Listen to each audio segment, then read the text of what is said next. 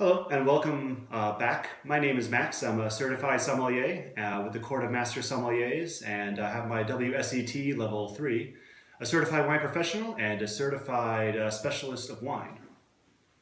Hi, I'm Evan Rothrock. I'm also a certified sommelier with the Court of Master Somms and have my level 3 with the Wine and Spirits Educational Trust, WSET.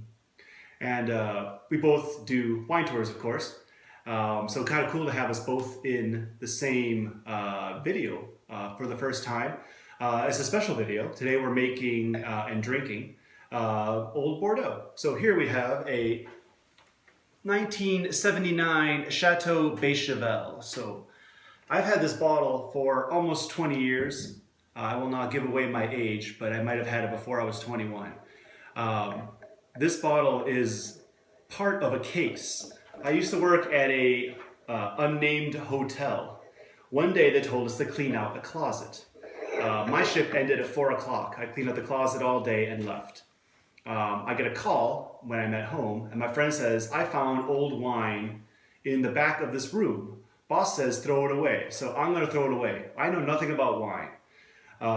Please, I'm going to put it behind the dumpster. Please come and get it. It was a hot day that day, so I was able to come by in about 10 minutes and pick the case of wine up. Took it home. It was full of old Bordeaux, Italian wines, Burgundy, all kinds of amazing European classic wines. The hotel didn't even know it had it. It had been in that closet for probably somewhere close to 10 years. My friend's not really into wine, so he said, hey, let's split the case. And then as he wasn't into wine, he was like, you know what? Why don't you just buy my 6 bottles for 25 bucks a piece? So for $150 and a quick ride to the dumpster, I got 12 bottles of old wine. And I've been drinking them, and they've all been amazing. So today we're drinking Chateau Bechevel. Chateau Bechevel is a Saint-Julien. It comes from the left bank of Bordeaux. It is a kind of a softer, more balanced finesse style than, let's say, Pauillac, which could be first growths, very impressive wines like Lafite and Latour. This comes from nearby, so they are kind of a lighter style. This wine should never be opened under 10 years of age. It's just not ready. So today we're going to try it out and see what we think. So I guess I should start by saying we open the wine. As soon as I touch the cork with a asso, a 2-prong cork remover for very old bottles, a cork fell inside the bottle. So here you can see the cork is in the bottom of the bottle down there. As soon as I touched it, I've never had one slip in the thing so easy. So it wasn't a very good sign. When you see a bottle fall like that, you think maybe something might be wrong with it. I made a video on how to open and decant and drink old wine, so feel free to look at earlier YouTube videos and you can find out that kind of stuff. So we're going to skip all of that today. So, tasting the wine. The wine is old. What do you say the color is on this? This is pushing into the brown in terms of the way it looks. Much of the redness has fallen out. It's a little bit of color in the orange category towards the meniscus, but it's really kind of a very beautiful, like a mahogany color almost. Yeah, I think we're going to say maybe pale to medium tawny as the color, as he's saying has more brown than red to it. And the nose? Get some interesting things on this. The thing about aged wines is a lot of the fruit has fallen out along with the color as far as the aromas are concerned, and so there's a little bit of fruit left to it, but it's not really a fresh fruit flavor or aroma anymore. It's something more of kind of a dried fruit category, a potpourri, or like a canned type of fruit, something that's been stewed down maybe, and a lot of it's lost a lot of its vibrancy. So in addition to some of those stewed red fruits and black fruits, like strawberries and maybe some currants, I also get a lot of kind of lower notes, things that you wouldn't necessarily always associate with wine, or maybe even find all that appetizing as far as a descriptor is concerned. But things like molasses and some kind of root, bark type of driven smells and aromas, maybe like a a little bit of almost like a sassafras type of note to it. It is true. From the top, if I smell the top of the glass, I tend to get more of like a tobacco, like a dry cigar tobacco. Now moving down, putting your nose in the bottom of the glass, I tend to get more like milk chocolate. Chocolate but on a sweeter side. So, pretty interesting. I get kind of like meat tenderizer, tomato. Maybe put those two together, maybe A1 sauce from it. Old floorboards, kind of, almost like freeze-dried strawberries.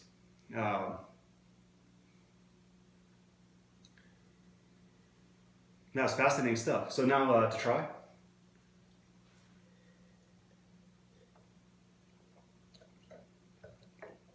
So I opened this bottle a little bit ago. Most old wines when you open up taste pretty thin.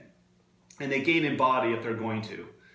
This is actually gained in body now. I would say it's probably medium body. I would have said it was light body when I opened it. It was pretty thin. But it's gained in body now. What do you think about the tannin or acidity on this? It does seem to still have a little bit of granule component to the tannins, and maybe that's simply like fine grained? Yeah, but that also could be just a slight bit of sediment that we didn't filter this when it was opened, just decanted it carefully, and so it could be a little bit of suspended particulate that's giving it that characteristic. But yeah, pretty supple in the mouth. It certainly has a good coat and has a little bit of grip on the cheeks. What do you think about tastes or maybe finishes on this? I think it finishes with like a kind of tobacco taste. Maybe some cedar.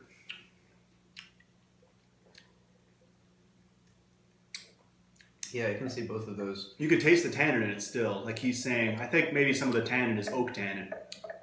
Maybe opposed to grape tannin. There's two kinds, and they kind of meld together if the wine is made well. But fruit tannin falls off with age, while oak tannin just kind of stays. You can help something to help you recognize the difference between them is oak tannin tends to present itself a little bit more on the sides of your cheek and as well as the front of the roof of your mouth, whereas grape tannins tend to be further back in your throat and towards your tonsils. That is a good point. So Chateau Béchevel has gone through kind of ups and downs, let's say. It is named after an admiral. If you look at the bottle closely, you can see the sail is at half mast. So people that would go up the Gironde River and past this property, which is right off the river, would lower their sails to half mast because the guy who lived there at the property in the 1700s was an admiral. Had to pay respects for him from all the great battles that he had done. Would kind of do that. This this Béchevel became very popular in the 50s and 60s because it was a recognized brand, has a very noticeable label, of course. Kind of fell out of favor in the 70s. Had a couple different owners, not so great for a while. New ownership now, and has really kind of been a lot better, since this century has started. You were talking about Chinese consumers and liking this bottle. Yeah, if you look, it has a kind of a reminiscent design of the ship on it to the dragon boats, which they have an affinity towards and kind of latched onto when this bottle started to become more readily available to the Chinese market. And prices soared on this, just because, not because the wine was better or worse than any other one, just because it's a recognizable picture and something familiar. Exactly.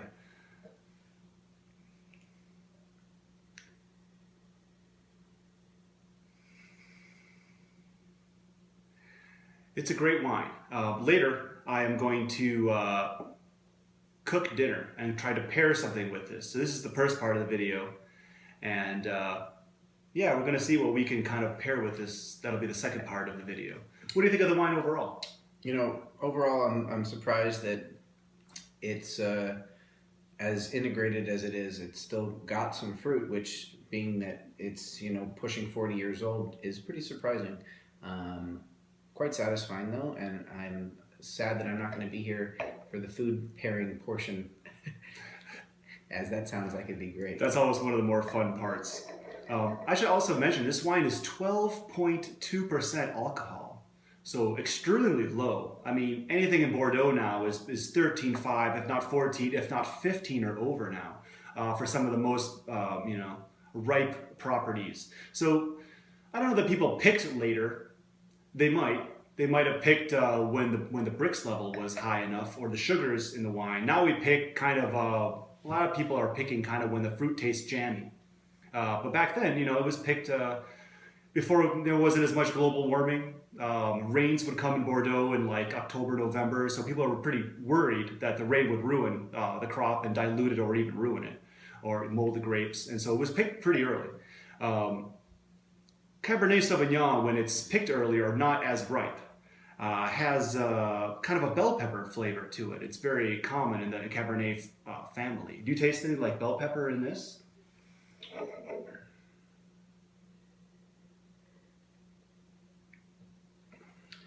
Yeah, I can probably draw a little of that out of this. It's not prevalent though. This property is about 1/3 Merlot. And so Merlot does not have that, and that's often why it's blended into Bordeaux. Cheers, and look forward to making more videos. Till next time. Well, now it's time to pair this great wine with a meal. So a classic pairing for Bordeaux is meat and potatoes. This being an older Bordeaux, I cooked the meat a little bit more, maybe medium. If it was a young Bordeaux or even a young Cabernet from Napa, I might go more medium rare on it. I seem to feel the fleshy flavors of the wine go with the meat more. This being an older wine, it doesn't really have that as much anymore. So we cook this steak a little bit more. Over here we have potatoes, sweet potatoes to be exact. I cooked it with bell pepper because bell pepper is a flavor found in Bordeaux, especially one that has 12.2% alcohol. Well, this one has less than I thought it would. Bon appetit and happy birthday to me.